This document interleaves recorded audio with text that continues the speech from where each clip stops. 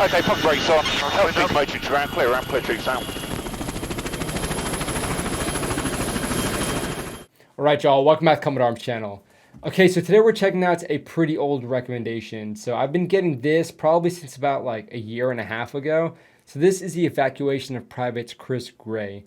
Now I'm not sure if he's a member of the British Army or even like the Royal Marines Commando, so I'm not too sure. But I think this video is showing the RAF doing a sort of medevac operation to try and get him to some medical aid. So it's about 8 minutes long, but again, this was highly requested, so I definitely want to check it out. So let's do it.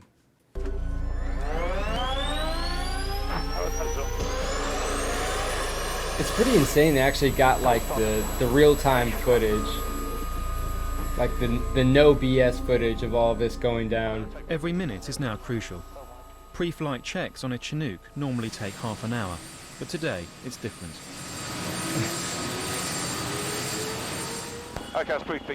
So it's a Chinook, it's not... Is that usually something that's used as a medevac for the RAF? Okay, right then, if you can just follow me through, please, somebody, the batteries on the AP is stop from full flow, cross speed off, both ECLs fully forward at flights engaging. Comes to slaved instruments, directions there, warning flights away, TANS, TAC, and I have. Everything Man, is he's talking good, fast. ready for radars if nutty is. Yeah, Charlie 7, your side while we're doing it. Left thing, then do left hand turn now. Alright, just both edges bonding, 100%. Yeah, these guys are Within 11 experienced, you minutes, can they're in already the air tell. And heading straight for an ongoing firefight. Right, we're cleared in, good sir, but the AMP are firing mortars. Cool. Well, we're better at line than him. I love pilots, man. They stay so calm. Still ongoing, so we'll just be in and out as soon as we can. And try not to panic around. Brilliant.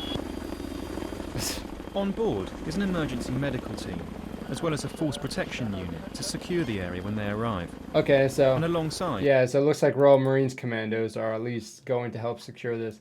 I like the shades this guy is rocking. That's a pretty interesting choice. And again, it's really cool to get the legit footage. It's not like a documentary remake. This is all everything that's actually going down, how it went down. So it's kind of cool to see it like that. Protection unit to secure the area when they arrive.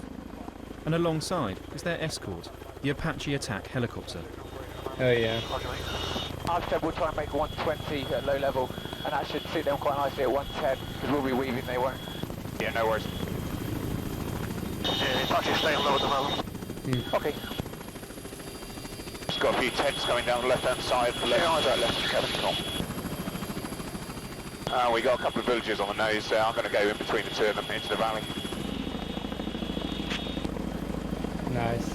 You don't get to hear the pilot chatter I'm too going to be much. going in between a couple of compounds for about 700 metres time. We may stretch the Apaches if need be. We'll bring the speed back now, and then we can accelerate. It's cool to see like their mental process. Low level later on. Okay. Alright, go on, switch gun check.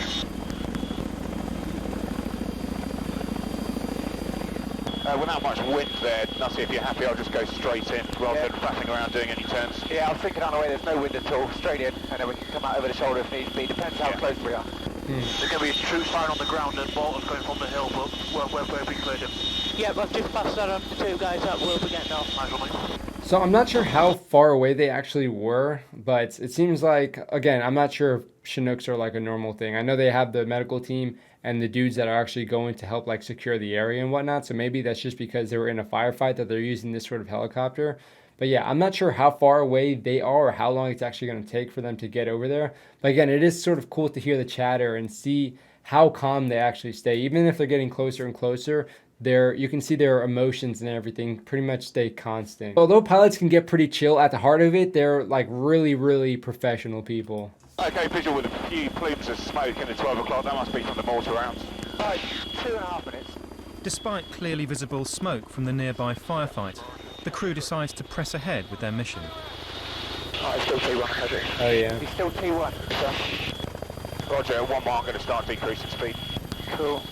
That's 1 mile now. Roger. Yeah, got limits moving. Expected smoke. Ground track just beyond. Ground speed 50, good height. 45, 40, good height. Down 30, 20, 15, 5, 4, 3, 2, 1. Half on. Man, that was quick. Nice. Okay, pump brakes on. Help speed motor to round clear troops out. So they marked it with a smoke. Okay. Wow, that's good landing too. Pump under the moment in the right, 2 o'clock. Yeah, forward right. Chance are we get Doppler moors for small arms there. With armed Taliban fighters little over a mile away, the Chinook presents an easy target. When it lifts off, it'll be in real danger of being hit by a mortar or rocket attack. I wonder how serious the injury is. I'll call right out. Doesn't matter if it's a dust cloud, I'll call right out. Yeah, we'll do, mate. And we don't want to go up high because we'll get fucking zapped. That's moors forward right again, that's small arm still. 19-year-old Private Christopher Gray has been shot in the chest. Damn. Oh, there's fresh smoke again, so it's still ongoing. Okay, so in the infantry, we have something called the golden hour, which if you guys are part of the infantry or combat arms or even like a medical job, you might be familiar with that phrase or like a very similar one. But basically, if someone sustains an injury on the battlefield, you want to try and get them to a hospital as soon as possible within that golden hour. Of course, you're going to try and address the injury as soon as possible with like self-aid, buddy aid, corpsman, medic, whatever you can. But of course, you want to get them to a facility with more capabilities because their chances of survival go up dramatically if you can get them to a hospital within that hour. And I've seen it done right, and I've seen it done very, very wrong, where it takes over an hour just to get some sort of medevac vehicle on site, which is entirely too long. So, of course, those medical personnel, even those infantrymen, they're going to be trained on calling in and marking these medevacs. So you want to try and do it as soon as possible so you can get them to the hospital within that golden hour. You want Kev? Yeah. He's coming to the aircraft now. Okay. Right then. Everybody happy if I lift? Yeah, go for it. Right, left then. Clamp 7 you're clear above. Thank you. Again, you can see their nerves are still 40, like rock 50, solid. 60. Good references. See the height. Yeah, I've got good references. Okay, it's 20 feet there. That's still good. Brilliant. The Chinook is soon flying straight to a British field hospital, and the medics can begin their attempt to save the young soldier. How's the guy doing down the back? Is he still holding in? Yeah, they're doing CPR at the moment. Okay. Oh, damn, CPR, dude. Those medics, I gotta say that the medics, especially the ones that are part of these crews, so like with the US, you have like Air Force, pararescue, tend to do this stuff a lot, or just generally medics or corpsmen, you'll see doing this kind of stuff, and it is crazy, and it's super admirable. When I was trying to switch from the Marine Corps to the Army, that was a job that I was really trying to consider, but unfortunately I wasn't going to be able to keep my rank, so I didn't do it. But I gotta say, medical personnel, like especially combat medical personnel, are just solid people. And these guys specifically, being on that aircraft when it's going to the actual firefights and rendering aid as it's going to the hospital, like you need to have some really, really solid nerves. You need to have good communication. You need to have a solid team to be able to work on that person. But of course, sometimes you're still kind of limited on what you can do, depending on the injury and also depending on the situation and how far the hospital is itself. Okay, is there a chance you may be okay? We may be at a... we've got a bit of an aircraft problem at the moment. We can either go smooth and slow or fast. Okay, cool. Faster the better, actually. Oh, cool. man. We're just going to run back as fast as we can now, Paddy. Yeah, we'll do. The AA short made their own way back. Happy. Yeah, it's enough. 6 o'clock, half I don't want to pause it too much, but I really like how the pilot's like, we can go slow and smooth so you guys can, be a little bit more methodical with everything, or we can go fast. And you can see they're like, just go fast, try and go as fast as possible. So the pilot really understands what's going on in the back, and he's trying to make it as, easy as possible for them to do what they need to do. With the soldiers' health deteriorating, the crew pushes the Chinook to its maximum speed. But this means they will outrun their Apache escort and have to fly back to base completely unguarded. Wow, I didn't think they were that fast. I think if we can squeeze a bit more out of it, it might be helpful. Speed? Yeah. We've got 145, we can pull a little bit. Yeah. I'll do what I can, mate. Yeah, because the guy's getting a bit worried on the bucket. Yeah. We've got about 180 going to be there.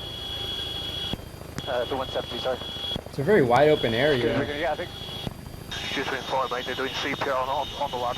She's got severe bleeds as well. Okay. Damn. Okay, we're coming in at 90 degrees to the spot, unlike last night. Yeah. And we'll turn the tail, dust allowing, towards the ambulance, okay? Nice. Okay, so they're trying to posture the aircraft so the medical crew can transfer them as soon as possible. It's on the roof. Yeah, you got it slightly left of the nose, about 8 people on the ground. mate, 1 o'clock. 1 o'clock, ambulance standing by. Loads of fuckers stood there in a circle. If you go into the 3 o'clock, tail will be closest. Yeah, will do. Forward 40 and right descending. 30. These guys are freaking good, man. Ahead 15. 10, 8, 6, 5, 4, 3, 2, 1. Clear low now, 3, 2, 1. Okay, parking brakes on. Clear ramp, clear. Casualty out.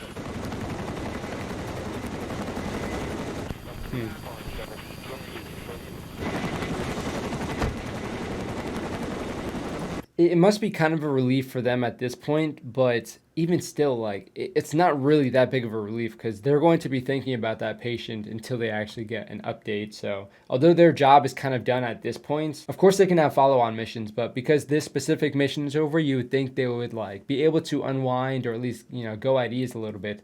But of course, they're going to be thinking about the person that they just picked up because they know the seriousness of what they're being called to do and what's actually happening in the back of their aircraft. So they're going to be thinking about that. So it's not so easy to take your mind off of that completely.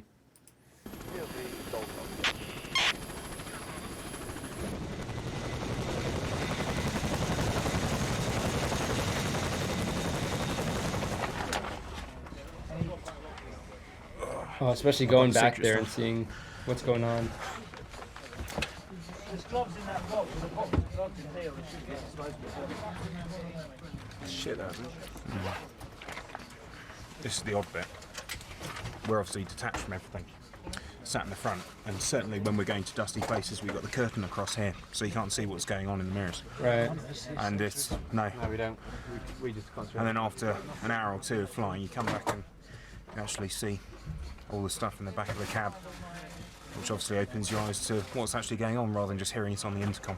Yeah, I don't know. for sure. It's difficult to explain. I feel fucking shit if that's yeah, mine. Yeah, you get yours. I'll take more. Minutes after landing, Dan and Phil learn that Private Gray was declared dead on arrival at hospital. Damn, dude. Yep, 19 years old.